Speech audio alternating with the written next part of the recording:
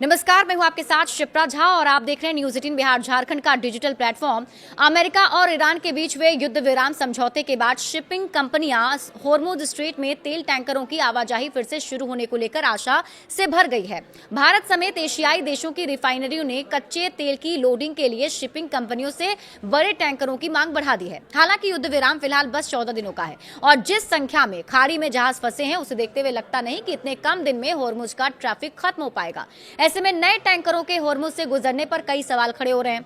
London stock exchange group यानी कि LSEG के शिपिंग डेटा के अनुसार ज्यादातर फंसे हुए तेल और गैस टैंकर अभी भी खाड़ी के भीतर ही मौजूद हैं और ये स्थिति उस घोषणा के कुछ घंटों की बाद हुई है जब अमेरिकी राष्ट्रपति डोनाल्ड ट्रंप ने 2 हफ्ते के युद्ध विराम का ऐलान किया और कहा कि अमेरिका जहाजों की भीड़ कम करने में मदद करेगा। ईरान के विदेश मंत्री अब्बास अरागची ने कहा है कि अगर ईरान पर हमले बंद होते हैं तो वो भी जवाबी हमले रोक देगा और अपनी सशस्त्र सेनाओं के साथ मिलकर जहाजों को होर्मुज में सुरक्षित रास्ता देगा।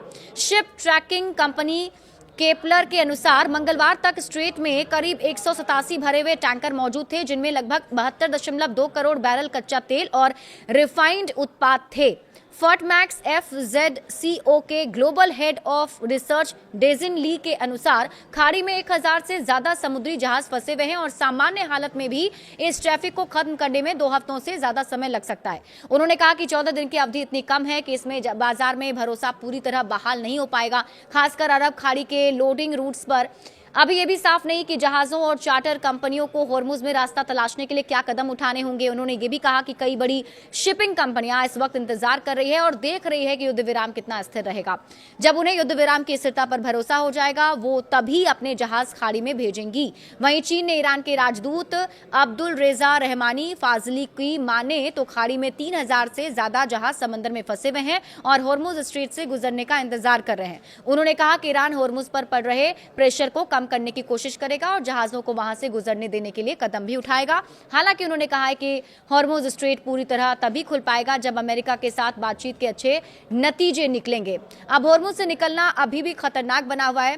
देखिए, शिपिंग एसोसिएशन यानी BIMCO के सुरक्षा प्रमुख जैकब लार्सन ने समाचार एजेंसी रॉयटर्स से बात करते हुए कहा है कि इंडस्ट्री अमेरिकी और ईरान से टेक्निकल दिशा निर्देशों का इंतजार कर रही है। उन्होंने चेतावनी दी कि बिना ईरान और अमेरिका से समन्वय के खाड़ी से निकलना खतरनाक हो सकता है।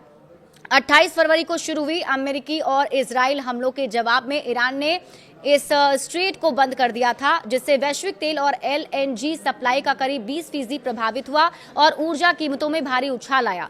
हालांकि युद्ध विराम की घोषणा के बाद तेल कीमतों में गिरावट देखी गई है। बड़े अपडेट्स के लिए आप जुड़े रहिए न्यूज 18 बिहार झारखंड के साथ।